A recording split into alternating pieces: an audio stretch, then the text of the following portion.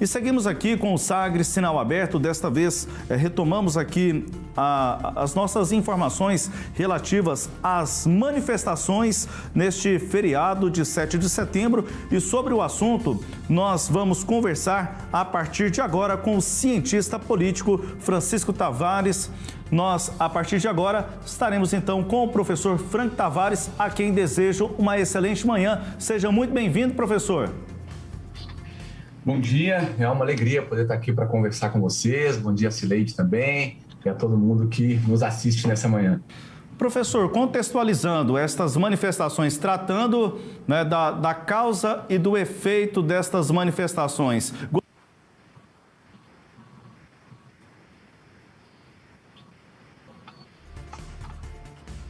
As manifestações e ainda para as consequências que poderemos ter a partir destes atos. Acho que, em primeiro lugar, é preciso perceber que essas manifestações, agora, do dia 7 de setembro, significam um momento de acentuação, um momento de aprofundamento de um processo de degeneração da nossa democracia, conduzido pelo atual governo, que já vem de algum tempo. Então, a verdade é que o discurso contra a tripartição de poderes, um governo que, portanto, se revela ineficiente ou incapaz na prestação de políticas públicas, um governo que não consegue reativar a economia, um governo que não é capaz de manter o mínimo de sustentabilidade ambiental, um governo que deixa a educação e os projetos anteriores perecerem, que, portanto, não tem políticas públicas muito claras para nenhuma área, tende frequentemente a se considerar oposição ao próprio Estado, ora responsabilizando o Legislativo e frequentemente responsabilizando o Poder Judiciário por sua própria ineficiência, por sua própria incapacidade, quando não responsabiliza a própria legislação ou a própria moldura constitucional em que se insere. Então, esse, na verdade, é um ato de aprofundamento desse processo. Eu tive a curiosidade hoje de manhã de reler a nossa Lei 1079, que dispõe sobre os crimes de responsabilidade de figuras como o presidente da República. E se é verdade que a gente não consegue perceber claramente qual é a política de educação, qual é a política ambiental, qual é a política de segurança pública, qual é a política de redução da miséria, qual é a política de contenção dos males causados pela pandemia do SARS-CoV-2, portanto da Covid-19, é bem mais fácil identificar condutas da presidência da República, e me parece que a manifestação de hoje conduz isso ao extremo, que condizem com figuras descritas na Lei de Crime de Responsabilidade. Por exemplo, incitar militares à infração ou à disciplina. O nosso presidente da República colocou um general da ativa, o Pazuello, em uma motociata, esse neologismo criado pelo presidente, no Rio de Janeiro, claramente contra todas as disposições do direito militar. Depois, o artigo 6º, a linha 6ª da Lei de Crime de Responsabilidade, diz que não se pode praticar nenhum tipo de ameaça contra juiz, contra magistrado no exercício de sua função. O ato de hoje é convocado, e qualquer pessoa sabe disso, certamente o presidente também, em meio a todo tipo de ameaça contra ministros da mais alta corte do Brasil, em especial o ministro Alexandre de Moraes, que foi ameaçado, inclusive, de morte nas últimas horas. Nós sabemos que o artigo 9º da Lei 1079 dispõe que o presidente não pode incorrer contra a honra, contra o decoro e contra a dignidade do cargo. E num contexto em que 600 mil mortes evitáveis aconteceram durante a pandemia de Covid-19, nós sabemos que o presidente retirava a máscara de crianças, simulava uma pessoa se sufocando, fazia piada com essa doença. Portanto, neste contexto, do ponto de vista estritamente do jogo democrático, a consequência foi inevitável. O presidente hoje tem mais de 60% de reprovação, portanto, péssimo e ruim segundo a população, tem uma avaliação positiva cada vez menor, de apenas 25%, e não quer mais jogar o jogo eleitoral. O que, portanto, acontece hoje, como que aconteceu no dia que ele provocou a Câmara para votar o assim chamado voto impresso em urnas que emitem comprovantes, o que tem acontecido no discurso presidencial atualmente é uma tecnologia muito semelhante àquela da invasão do Capitólio nos Estados Unidos da América, de quem não se dispõe mais, mesmo porque não encontra possibilidade de êxito, a jogar o jogo eleitoral. E de hoje para diante, eu imagino que o presidente tentará tensionar a cena política dia após dia, elevando a temperatura cada vez mais, para não se ver responsabilizado por seus atos indevidos, para manter o poder por uma via que não é a das eleições. Tem um cientista político muito renomado, muito prestigiado lá nos Estados Unidos, na verdade ele migrou do leste da Europa para os Estados Unidos há muitos anos, o Adam Dvorsky, que diz que você define uma democracia quando o processo eleitoral, as manifestações pacíficas, a primazia das decisões judiciais no controle da legalidade são o único jogo na cidade. Se alguém, portanto, quer chegar ao poder, vai disputar uma eleição. Nós já sabemos que esse não é mais o único jogo na cidade, porque o próprio presidente da República segue uma agenda orientada a subverter a ordem político-jurídica e não a prevalecer segundo as suas próprias posições. É ele quem diz, em algum momento eu posso ir contra as 4 linhas da Constituição. Declara, portanto, expressamente que em algum momento não quer cumprir o ordenamento jurídico que lhe entrega o poder que tem. Isso já não pode mais coincidir com o que nós, cientistas políticos, ou com o que nós, constitucionalistas, definimos como uma democracia constitucional. É muito sério, portanto, hoje é mais um dia que indica a instabilidade institucional do país e a maneira como a própria presidência da República incorre contra o arcabouço jurídico normativo que institui seu próprio poder. Nós estamos em contato com o professor Frank Tavares. Professor, ouça os questionamentos da jornalista Cileide Alves, por gentileza. Bom dia, professor. Obrigada pela presença aqui nessa manhã. Bom, o senhor fez aí um apanhado das leis ou dos artigos da Lei 1079, que o presidente da República está descumprindo. Ele já mais de uma vez, né, tem mostrado que é esse candidato antissistema. Então, descumprir as leis e se manter no poder é uma forma, por mais paradoxo que pode ser, de ele se mostrar antissistema dentro do próprio sistema. É essa a lógica de Bolsonaro? Sem dúvida, Cileide. Você sabe que há cerca de 8, 9 meses, junto com a professora Janaína Penalvo, lá da UNB, a professora Rayane, aqui da Universidade Federal de Goiás, alguns colegas da Universidade Federal de Minas Gerais, a gente tem tentado, do ponto de vista teorético-político, entender como se classifica, que nome a gente pode dar para o governo e para o grupo político de Jair Bolsonaro. Eu devo dizer que já tem muitas noites que eu não durmo lendo teoria, estudando, discutindo com colegas dos Estados Unidos, com colegas da Suécia, com colegas do México, e a gente tem chegado ao entendimento, né? O governo de Jair Bolsonaro é a realização no Brasil de algo que se tentou realizar nos Estados Unidos e não deu certo, né? Trump não foi reeleito, a sua base social se dividiu, que é um encontro que acontece ali nos anos 80 e 90 do século XX, entre uma corrente intelectual associada a um grupo político e a interesses econômicos, que são um braço minoritário de um grande campo teórico, filosófico, chamado de neoliberalismo.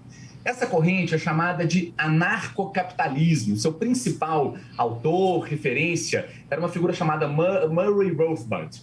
E se a gente lê os textos desse Rothbard, a gente percebe que a semelhança com o que acontece no Brasil é chocante. A primeira coisa que ele diz é a seguinte: primeiro, a gente tem que destruir o Estado e, portanto, assumir o seu poder. E a nossa política, por exemplo, de meio ambiente é nenhuma política de meio ambiente. A nossa política de educação é destruir as políticas que existiam antes. A nossa política de incentivo à agricultura é destruir o que havia antes. E vamos manter apenas as forças armadas, apenas as forças de segurança, que em seguida, no momento de transição, também podem ser desfeitas em favor de milícias. Isso tudo está na teoria desse autor, que nos anos 80 decide se somar ou se juntar aos grupos ultraconservadores dos Estados Unidos, que eles chamam de paleoconservadores, que defendiam a escravidão, os confederados que perderam a guerra da secessão no país e tudo mais.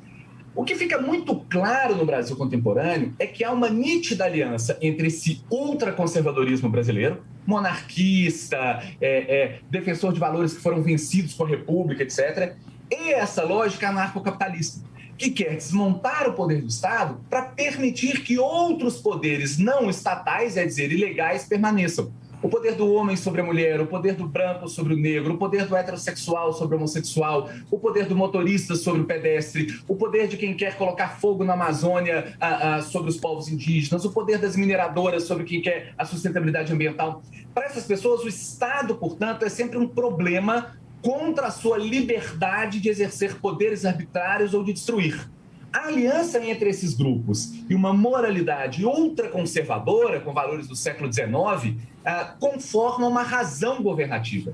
É por isso que, 2 semanas depois de tomar posse, o Bolsonaro foi para os Estados Unidos, precisamente, se encontrou com esses setores por lá e disse: eu não estou aqui para construir, eu estou aqui para destruir o que foi feito no passado. É expresso, portanto, às vezes eu fico me sentindo um mau cientista político por ter levado tanto tempo para identificar que havia no Brasil um projeto de hiperconservadorismo aliado ao anarcocapitalismo, que o presidente o disse para quem quisesse ouvir. E esse projeto, obviamente, passa pela sublevação do regime. O ato de hoje é o início de um processo que certamente terminará, por exemplo, com o não reconhecimento do resultado eleitoral de 2022. Nada que é ordeiro, constitucionalmente organizado, controlado pelo judiciário, lícito, pautado pelo direito, é bem-vindo por esses setores. Professor, a manifestação de hoje, ela tem sido apresentada, pelo menos pelos bolsonaristas, como uma oportunidade para eles mostrarem que o presidente é um líder de massas no país, né? Com isso, eles estariam, abre aspas, desmentindo as pesquisas de opinião que mostram aí a perda de popularidade de presidente e recuperando a verdade também, entre aspas, de que o presidente tem maioria popular, ele estaria no jogo de novo, né, aparentemente ele estava nas cordas, aí é o que mostravam essas pesquisas e toda a realidade brasileira, ele então se recolocaria com força nesse jogo. É isso que tende a acontecer? Eu acho que é um pouco diferente disso, na verdade, Cileide, porque o fato é que o presidente da República, as associações empresariais, né, o caso da Fiesc, da Fieng, que soltaram documentos nas últimas horas o apoiando nessas manifestações contra o Poder Judiciário, contra a ordem estabelecida, boa parte da sua militância não é tão ingênua ou tão despreparada do ponto de vista metodológico como se anuncia. Portanto, elas sabem que as pesquisas estão corretas. Na verdade, basta você sair na rua, mesmo nós aqui no Centro-Oeste, onde o presidente tem uma popularidade um pouco maior, nós sabemos que a popularidade dele é mínima. Mais do que isso, qualquer cidadão ou cidadão sabe que fenômenos, por exemplo, como inflação, são os verdadeiros elementos corrosivos de popularidade de governantes. Então, com gasolina a R$7, com a carne ao preço que está, a pessoa entra no supermercado, não tem fake news que diga que o governo vai bem ou que a popularidade está estável. O presidente tem baixa popularidade, quem vai para as ruas sabe disso. O que me parece é que querem mostrar uma outra coisa. É que com 25% de apoio e uns 7, 8%, segundo a pesquisa do Felipe Nunes, lá da Quest, de um núcleo duríssimo, ultra-radicalizado e extremista, eles mostram que têm condições de sublevar o regime. Portanto, não de vencer as eleições em 2022, e esse discurso nem aparece nas causas do protesto, nos cartazes que eles mostram, mas de impedir o respectivo acontecimento segundo uma normalidade. Basta a gente ver o que tem sido dito nos grupos, nesses WhatsApps, Telegrams, de organização do protesto, né? As equipes que fazem monitoramentos disso, os pesquisadores que lidam com grupos de extrema-direita, percebem que eles falam em dia D, falam em só sair daqui quando o Supremo for fechado, só sair daqui quando os ministros Alexandre de Moraes e Luiz Barroso forem presos, falam em força para usar o artigo 142 da Constituição, numa interpretação absolutamente pitoresca do artigo que entrega aos militares o poder de insurgirem contra a ordem constitucional. Mas não falam, vamos começar a nos organizarmos para montar comitês para disputarmos as eleições de 2022. Tanto é verdade que o próprio presidente da República nunca priorizou a criação daquele partido político, Aliança pelo Brasil. Porque não é esse o jogo que estão jogando. Eles sabem que são minoritários, sabem que são impopulares, todas as pesquisas assim o indicam, inclusive as pesquisas internas contratadas pelos próprios grupos de extrema-direita, e diante dessa realidade o que se pretende é uma sublevação por via não eleitoral.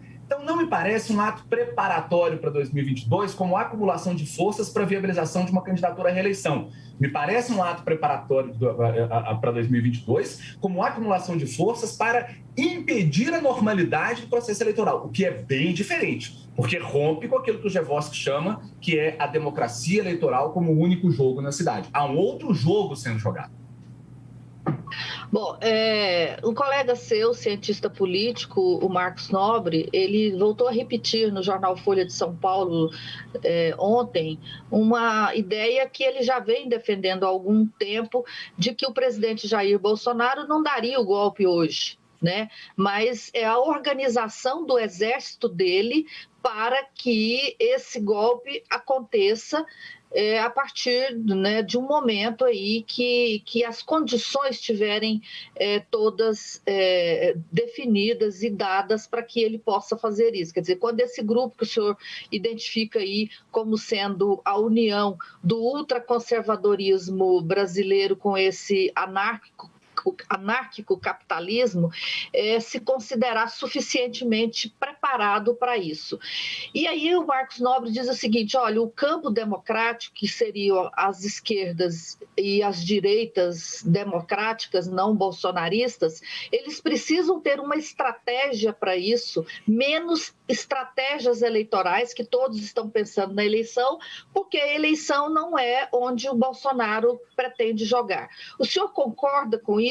E concordando, como que seria feita essa organização desse campo democrático para se impor ao bolsonarismo? Porque o bolsonarismo joga dentro das regras constitucionais, né? E o campo democrático não vai jogar fora. Quer dizer, como fazer essa disputa dentro das regras, mas que não permitam que o Brasil descambe para um regime autoritário? Silene, sabe que eu costumo divergir muito das análises de filósofos e cientistas políticos brasileiros que têm corrido aí pela grande imprensa. E eu acho que você citou talvez a figura com quem eu mais tenha acordo. O professor Marcos Nobre tem, nos últimos 2, 3 anos, interpretado a realidade com muita clareza. Eu li esse último texto dele na Folha e eu diria que é difícil discordar de alguma linha ou de algum parágrafo, do ponto de vista da prescrição, né? Ou seja, o que quem não concorda com o governo deve fazer, ele é absolutamente lúcido na sua leitura.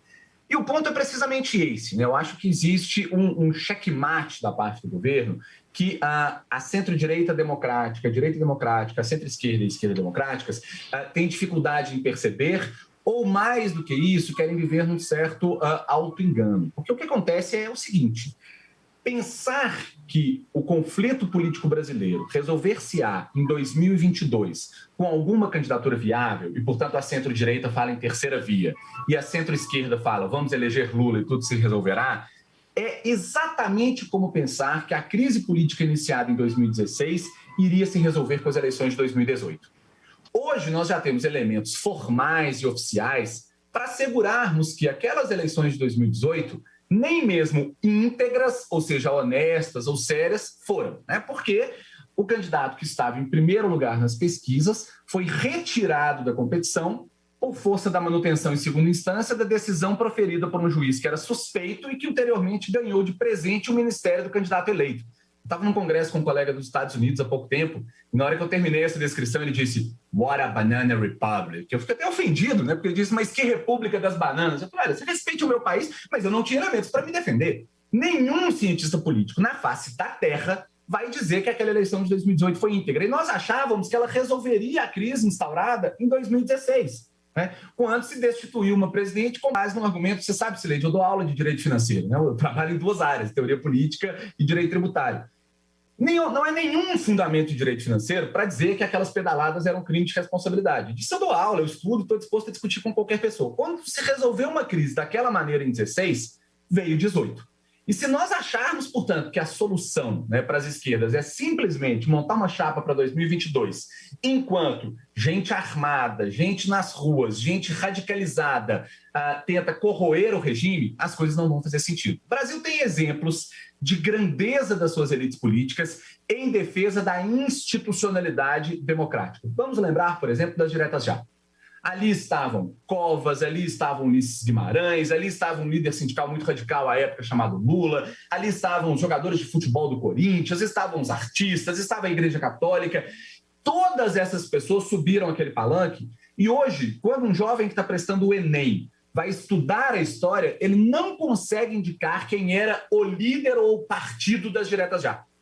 Porque era a sociedade brasileira. As pessoas falaram, primeiro vamos defender a emenda Dantas de Oliveira, perderam e disseram, vamos defender uma boa constituinte. E havia coesão quanto a isso.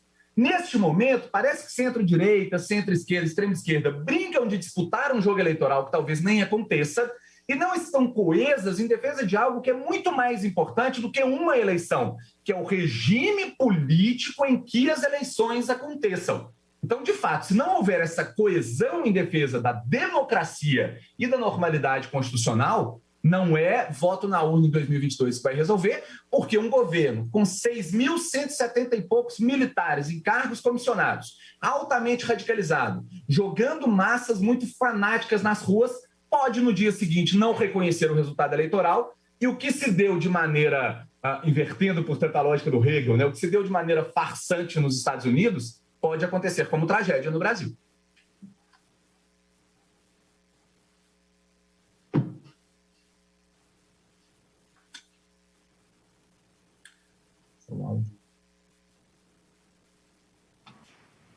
Bom, caso tudo aconteça dessa forma, né, com a esquerda e o campo da direita democrática divididas, e com o presidente Jair Bolsonaro no poder, mas sem governar, né, e agora você explica isso, é de propósito, né, não ter políticas públicas nenhuma, não realizar Enem, não realizar o censo do IBGE, quer dizer, paralisar as instituições.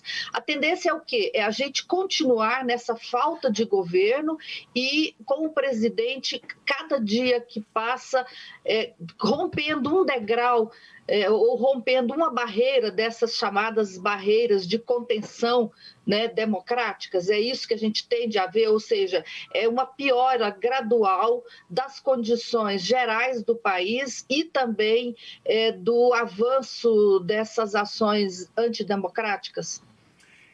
Cileide, infelizmente sim. E há pouco tempo eu relia uma obra já muito antiga, de um autor que faleceu já há alguns anos, o professor Darcy Ribeiro, chamado O Povo Brasileiro. E para as pessoas mais jovens, Darcy Ribeiro era um intelectual muito histriônico, explosivo, com uma retórica muito eloquente, mas ao mesmo tempo muito erudito e consistente. E ele diz, olha, a gente tem que ter muito cuidado quando analisa a história brasileira, porque isso aqui começa com caravelas que nos invadem, que acorrentam negros, trazem para cá, os torturam, os matam, os lançam ao mar no navio negreiro, em algo que é um genocídio que consegue ser pior do que o Holocausto, que é das coisas mais horrendas que a humanidade já conheceu. Os índios são exterminados, e ele contando do ciclo da cana, né, que é o primeiro ciclo de desenvolvimento econômico no Brasil, e diz, tudo isso para adoçar a boca de europeu. É uma leitura muito assustadora, mas que conta parte da nossa história. E o fato concreto é o seguinte, nesse momento em que a miséria aumenta, em que o desemprego aumenta, em que a sorte da nossa juventude urbana é viver no binômio, conduzir a veículos de aplicativos ou fazer bolos de pote.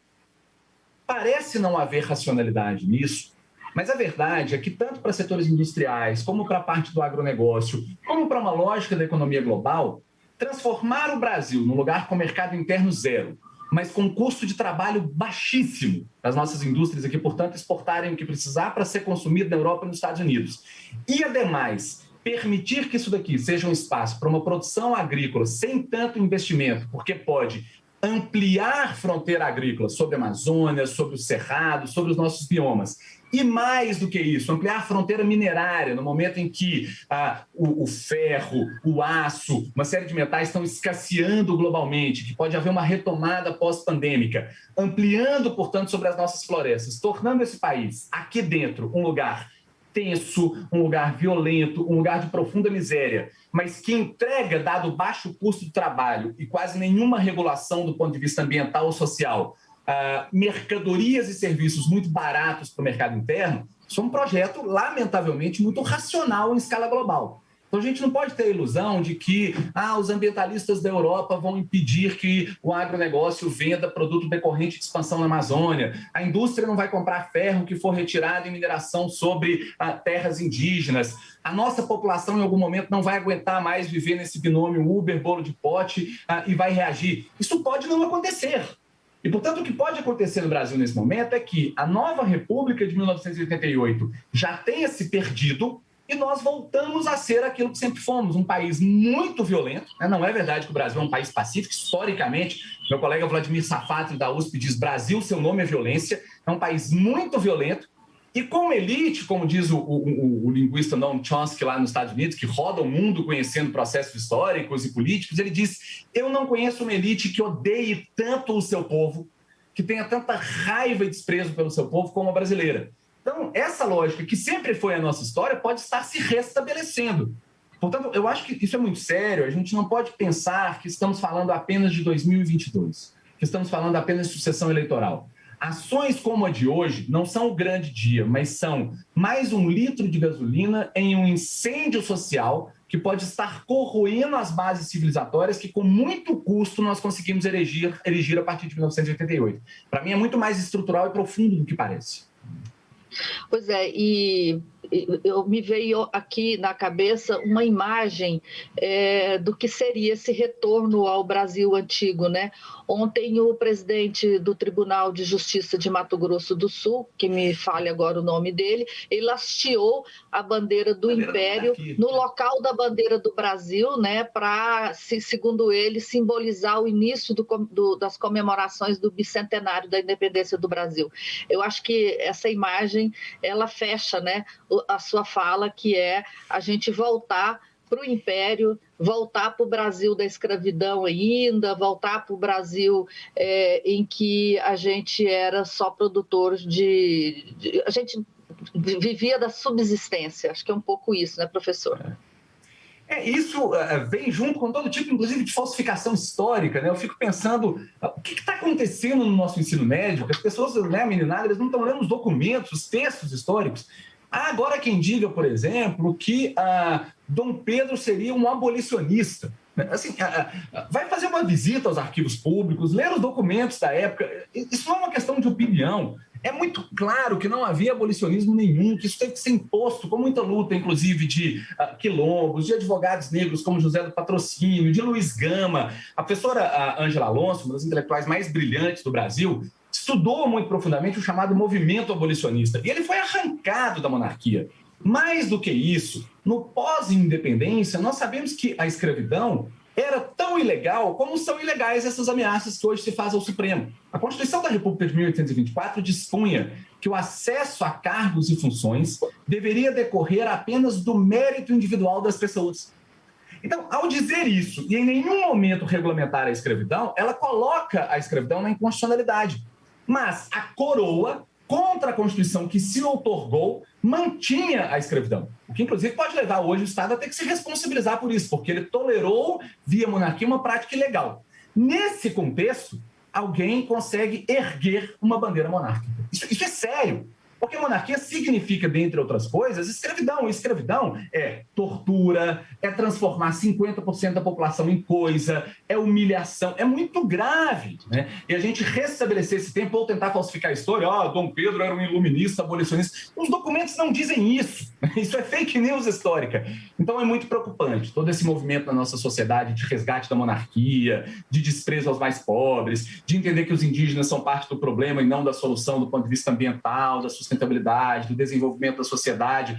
E eu acho que esse 7 de setembro acaba ilustrando tudo isso, né? Quando pessoas vão para a porta, por exemplo, da corte que controla a ordem e a constitucionalidade e dizem: vocês devem sair daí porque eu quero um poder executivo plenipotenciário. Para quê? Para implementar uma política pública? Para cumprir a Constituição? Não, para destruir. Então, assim, está muito claro que, para mim, isso é um jogo civilizatório mais do que uma disputa de poder do dia a dia. Bom, só para dar informação precisa, o presidente do Tribunal de Justiça de Mato Grosso do Sul chama-se Carlos Eduardo Contar. Ele ontem, não é fake news, isso é fato, ele hasteou a bandeira do Império e ainda convocou né, a população do estado dele a participar da manifestação em Brasília. Samuel? Professor Frank Tavares, muito obrigado pela participação aqui no nosso Sagres Sinal Aberto, fazendo esta análise. Agradeço ao senhor e até uma próxima oportunidade com a gente. Samuel, Cileide, todas as pessoas que nos acompanham, um bom feriado e eu fico sempre às ordens. Obrigada.